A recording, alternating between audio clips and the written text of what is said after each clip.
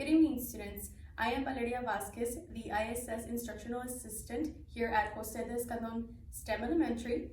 And today we're going to be reading The Very Snowy Christmas by Diana Hendry, illustrated by Jane Chapman. I hope you guys enjoy it, and let's begin.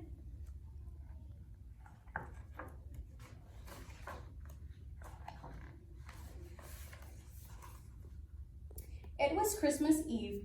Big Mouse was making cheese pies. Little Mouse was making paper chains. Merry Christmas to us, Merry Christmas to us, Merry Christmas to us, sang Little Mouse.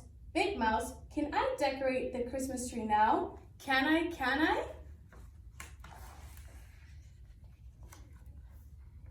We'll do it together, said Big Mouse. Little Mouse having golden acorns and mistletoe berries on the tree. Big Mouse put a star on the top. But we forgot the holly, cried Little Mouse.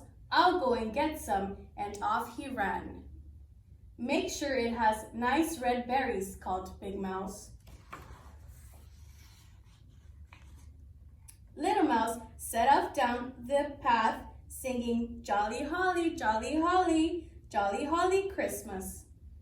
But there was no holly to be seen on the first corner, and no holly on the second corner, and no holly on the third corner.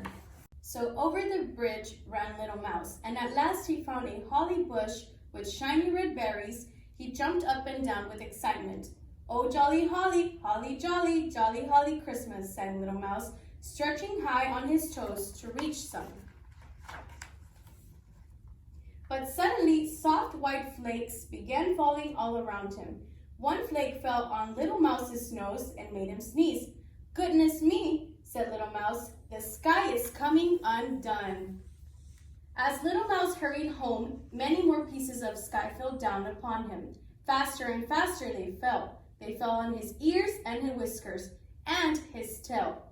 Oh dear, said Little Mouse. I'd better take some of this home to show Big Mouse. He'll know how to stitch the sky together again. Little Mouse made a ball of white flakes and put it in his bucket, then back over the bridge he hurried. Suddenly, he saw a strange creature in the water making faces at him. It had lots of ears and a blurry face, and it waved its arms at the Little Mouse. Ooh, it's a mouseness monster, squeaked Little Mouse, and he fell on his bottom. Oh, I wish Big Mouse was here, he cried, scrambling up. Back down the path ran Little Mouse, looking over his shoulder to see if the mouseness monster was following him. It wasn't, but something else was. Little Mouse could see its paw prints coming after him. Eek! Help! Eek! Squeaked Little Mouse. Now there's an invisible monster chasing me. Little Mouse ran up and down and around in circles to escape. But the paw prints of the invisible monster went up and down and around after him. Little Mouse ran and ran, faster and faster, rolled the wild flakes, and faster ran Little Mouse. And still the invisible monster followed him. At last Little Mouse saw his house, but there in the garden was a huge white mouse. Oh, no, squeaked Little Mouse. Another monster waiting for me to come and catch me? Little Mouse trembled and began to cry. But then the front door opened and there was Big Mouse.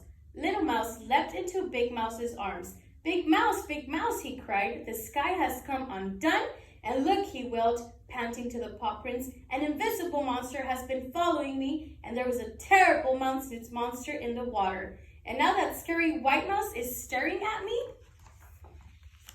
Oh, Little Mouse, said Big Mouse, the sky hasn't come undone. It's snowing, and there aren't any monsters. Those are your paw prints. And that mousiness monster was your reflection in the water. Look, and a big mouse showed Little Mouse his face in a puddle. And this was a snow mouse I made to welcome you home, he said. Let's make another. And so they did. Snow is magic, cried Little Mouse. Yes, said Big Mouse. Santa Claus likes snow too. Little Mouse jumped up and down. Will he be here soon? Can I hang up my stocking now? You can, said Big Mouse. Let's go and get warm first.